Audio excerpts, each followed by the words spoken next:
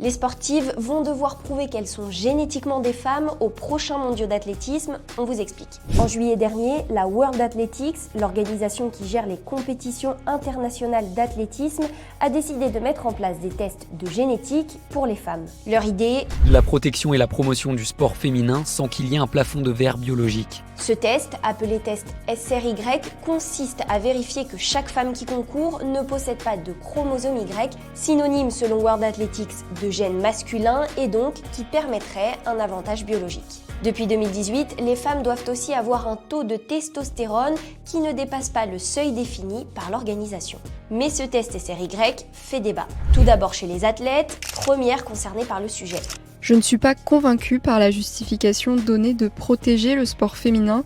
Je n'ai pas l'impression que ça a été une priorité ces dernières années. Ce test est juridiquement discutable, éthiquement délicat et scientifiquement réducteur. Plusieurs scientifiques nuancent aussi l'utilisation de ce test. Vous avez 99% des gens qui ont un gène SRY positif sont plutôt des hommes, mais ça ne veut pas dire que le fait d'avoir ce gène SRY fait de vous un homme forcément. Vous pouvez avoir un gène SRY et être une femme, biologiquement. La détermination du sexe, c'est-à-dire le fait de fabriquer tous les organes génitaux, c'est un processus biologique extrêmement complexe qui met en jeu des dizaines de gènes. D'autres disciplines, comme la boxe, ont aussi instauré ce type de test, insistant sur le fait de préserver l'équité.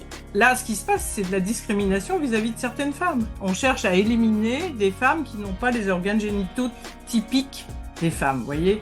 En quoi ça devrait les empêcher de faire de la course, de la boxe, de la natation, etc. Il n'y a pas vraiment de raison, vous voyez. Cette affaire rappelle le cas de la sportive Caster Semenya. La coureuse de 800 mètres sud-africaine est interdite de compétition depuis 2018 en raison de son hyperandrogénie, c'est-à-dire que son taux de testostérone est trop élevé par rapport aux critères de World Athletics. Pour rappel, en France, ces tests de génétique sont strictement interdits depuis la loi bioéthique de 1994. Les Françaises qualifiées devront donc réaliser ce test dans un autre pays pour participer aux championnats du monde d'athlétisme qui se dérouleront du 13 au 21 septembre à Tokyo, au Japon.